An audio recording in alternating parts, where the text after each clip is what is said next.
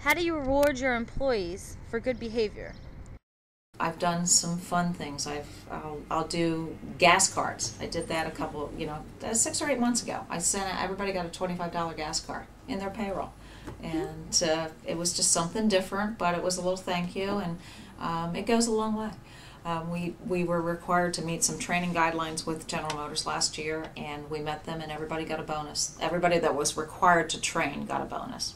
And periodically I'll just say, up, lunch. Okay, let's do lunch on Friday. Let everybody know that we're having a nice lunch. Our reward system, I did, talk about it just a little bit. That incentive program, and it really is based on results. We do have some big goals to make to be the best bank, and that's, of course, where we want to be. We do expect the best, and we do reward through our incentive program. We also, me personally, like I did mention, a lunch here and there. People just love that, I think. And if that's what it takes to motivate them, maybe a little Bath and Body Works for the girls or a little scratch off for the guys. People, just those little things really do make a difference. And I think you need to let them know, hey, I saw that. I noticed you did that. Job well done. They're rewarded with the commission rate they get, but at the same time, I do have contests and on total dollars sold during the week, or IPT, because I'm a big believer in the items per transaction. So if anybody has a high IPT over 3.3 or 3.4, I usually take their name, we put it in a hat, then we have a weekly drawing, and they'll win anything from a suit to a sport coat, pair of pants, or maybe a couple shirts. And sometimes I do money.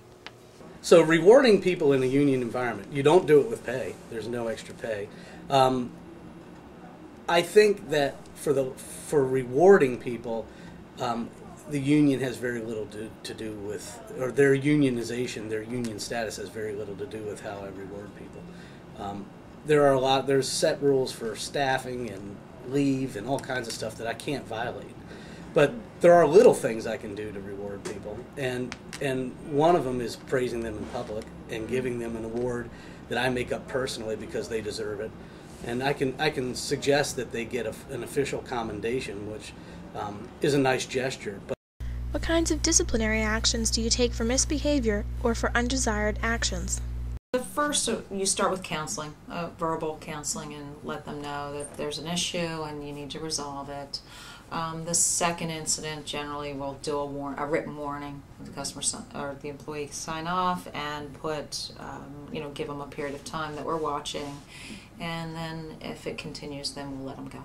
We step through an initial period where we'll sit down and talk about what's going on. Try to get some, again, action plans together that makes sense for the individual to help them. Then if the continued behaviors or the behaviors continue, then we step it to the next level, which could become a more written situation. Then it would go to a probationary and then possibly termination from there. We have a form that we fill out. It's called a counseling form. We sit down with an associate, and I usually start off with a verbal conversation. And I'll talk to them about what they're doing, what they're not doing, how they can increase their sales, it's different things like that. Then at the end of the 30 or 60 days that I give them, because I give them a goal to obtain where we're trying to get them to go.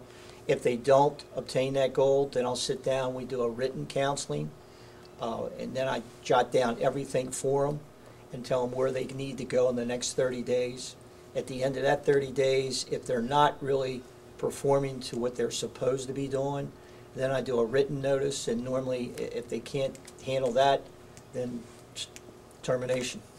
Punishment in a union environment, we have official departmental charges. I can do a verbal reprimand, a written reprimand, or charges that will eventually beget some kind of suspension, loss of pay, loss of other privileges, loss of status, transfer to another place. I mean, there's all kinds of penalties that we have, but that's all very regulated too. A lot of the pressure to conform and to perform comes from peers in a casual environment. Like the firefighters are hard on each other. I mean, they whip each other into shape faster than I could probably, because there's a lot of pride in the job, and they won't allow people to make us as a group look bad for very long, and they'll get right on their case.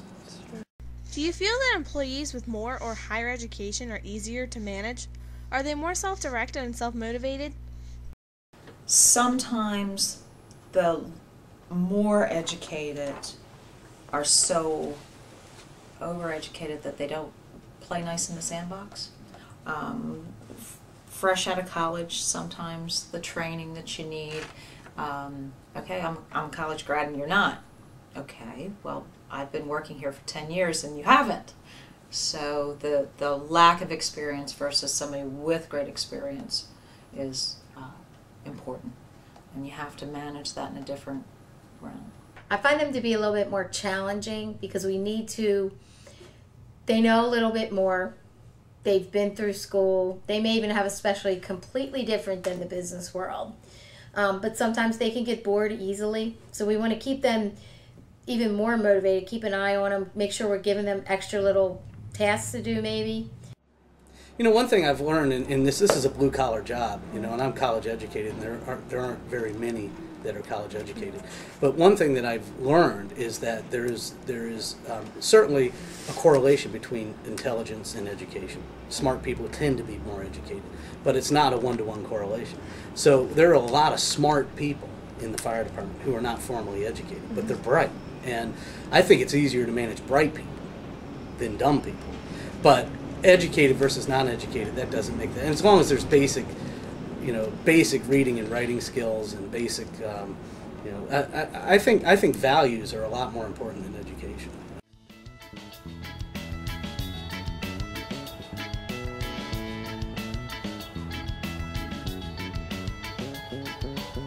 There was a time that was far away.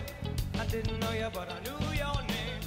People talk, I got nothing to say, but hear me now. You're like an angel that is just for me. I bless your heart, let your mind go free. But it's too loud on the earth today, so let's go home and lay down and rest here in my arms. Now lay down. If you could just introduce yourself first, who you are. Hi, how are you? You just do like hi. Official, perhaps. Would be for me. Chief Hazard, 6th. Okay. Whenever you're ready. I want to do this in a row. Okay. Okay, Just, you don't have this thing running, do you? maybe. There's no light on it. No, there's not. Don't get me there. I'm like looking in that thing on. Oh, Well, that, okay. do you back it walk over here? There's a lot to see, but it's too loud on the earth today, so let's